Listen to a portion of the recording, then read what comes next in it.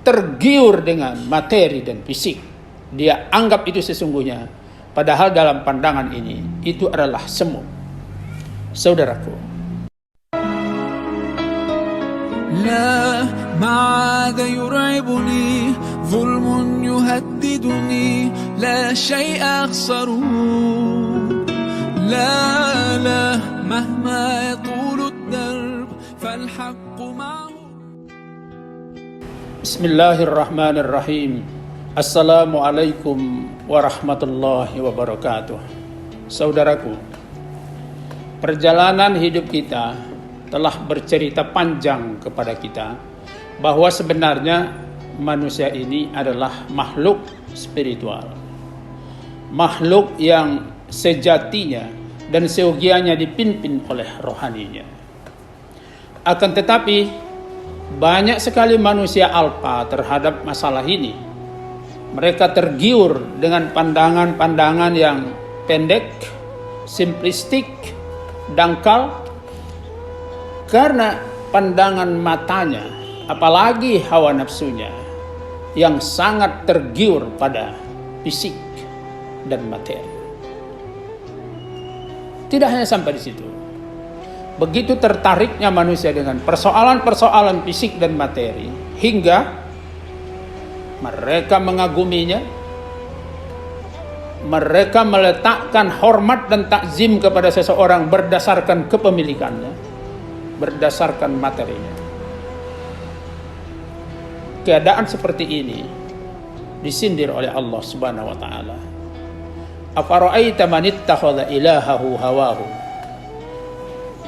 Apakah kamu tidak melihat bahwa ada orang yang menjadikan hawa nafsunya sebagai tuhannya, keinginan hawa nafsunya sebagai ikutannya, yang menggiurkan nafsunya yang dihormati. Akan tetapi kehidupan kita juga yang bercerita panjang kepada kita bahwa fisik dan materi itu sebenarnya adalah semu. Bahkan dalam bahasa yang lebih jelas, menipu kita. Saudaraku, kita lihat misalnya dalam peristiwa musibah antara lain wabah COVID-19 yang saat ini mengancam dunia, semakin terang pada kita bahwa sebenarnya fisik dan materi itu semu ketika berhadapan dengan hal-hal gaib, terutama kuasa Allah Subhanahu wa ta'ala. Saudaraku, kita pikir dia memberi pembelaan, padahal dia sendiri mengalami kegalauan. Kita pikir dia memberi perlindungan, ternyata melindungi diri sendiri pun dia sulit. Inilah yang membuat kita harus menyadari keyakinan vertikal bahwa hanya Allah, Tuhan, yang bisa memberikan perlindungan. Saudaraku, Rasulullah SAW mengingatkan kita, Innallaha la yanzuru ila suwarikum wala ila ajsamikum walakin yanzuru ila qulubikum. Allah tidak pernah memperhatikan rupamu dan jasadmu. Akan tetapi yang menjadi pertimbangan utama bagi Tuhan adalah hatimu. Intrinsik, aspek intrinsik, bukan ekstrinsik. Namun kita tertipu. Bukan hanya manusia biasa. Kadang-kadang yang menekuni spiritual pun alpa di sini. Tergiur dengan materi dan fisik. Dia anggap itu sesungguhnya, padahal dalam pandangan ini itu adalah semu.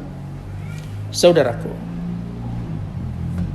kondisi ini sebenarnya berbicara dengan kita bila kita gunakan hati kita, bahwa dalam hidup ini sebenarnya yang paling berpengaruh dalam perjalanan hidup kita adalah rohani kita, spiritual kita.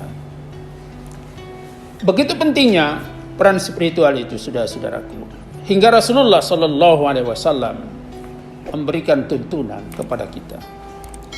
idza aradallahu bi 'abdin khairan ja'ala lahu wa'izan min nafsihi ya'muruhu wa yanhahu.